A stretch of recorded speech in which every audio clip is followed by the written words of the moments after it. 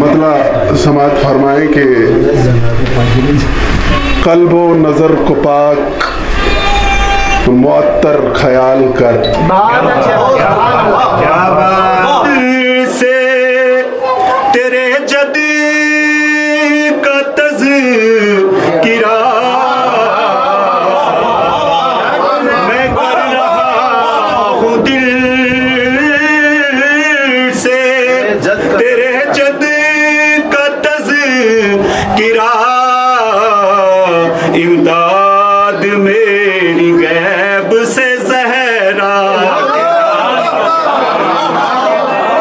امداد میری غیب سے زہرا کہ لال کر ایک غزل کا شعر دیکھے گا دامن کہ عشق علی کی دوستو پہچان ہے یہی، عشق علی کی دوستو پہچان ہے یہی، رکھ دیتا ہے یہ موت کے ڈر کو نکال کو دل میں ہے رکھا سنبھال کر، عشق علی کو دل میں ہے رکھا سنبھال کر، حب علی سے کوثرو جنت خرید لو، ذکر علی سے کفر کا جینا محال کر۔ شکریہ، بہت شکریہ۔ دراڑیں بتلاتی ہیں کعبے میں یہ موجود دراڑیں، اس گھر نے بہت ٹوٹ کے چاہا ہے علی کو، اس گھر نے بہت ٹوٹ کے چاہا ہے علی کو۔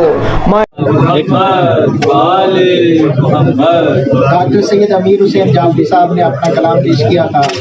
اپنا تحفہ قبول کریے۔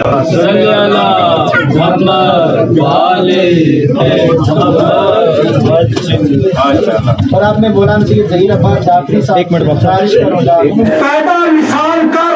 حب علی کو قلب میں ہر لمحہ پال کر، اے قوم اپنی عظمت رفتہ بحال کر، اے قوم اپنی عظمت رفتہ بحال کر، حب علی میں قلب، حب علی کو قلب میں، بہت اچھا، بہت اچھا، حب علی کو قلب میں ہر لمحہ پال کر، اے قوم اپنی عظمت۔ ذریعہ کیسا؟ اس لیے پروردگار نے خود تک آنے کے لیے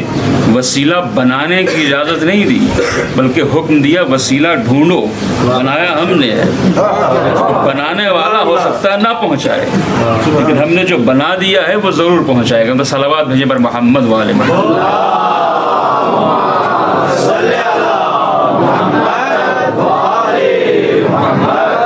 جو ہم لوگوں کی تقریریں 1 گھنٹے 2 گھنٹے میں چند دنوں میں تیار نہیں ہوتی ہیں، بلکہ اس کی پشت پر برسہ برس کی محنت کار فرما ہوتی ہے،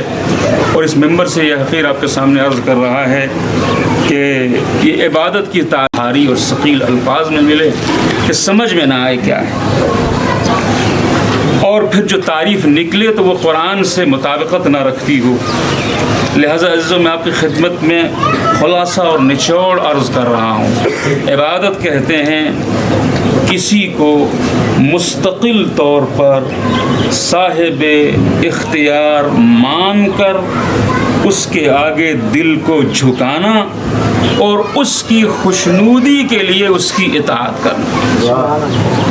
اب یہ اس سے زیادہ خلاصہ میرے بس میں نہیں ہے۔ کسی کو مستقل طور پر صاحب اختیار مان کر اس کے آگے دل کو جھکانا اور اس کی خوشنودی کے لیے اس کی بات ماننا، اس کی اطاعت کرنا ازرو قرآن عبادت کہلاتا ہے۔ اس لیے کہ قرآن مجید نے کہیں یہ فرمایا کہ اے بنی آدم، کیا ہم نے تم سے یہ عہد نہیں لیا تھا کہ تم شیطان کی عبادت نہ کرنا، یہ تمہارا کھلا ہوا دشمن ہے۔ اور ایک مقام پہ فرمایا اور آئیتا من اتخذ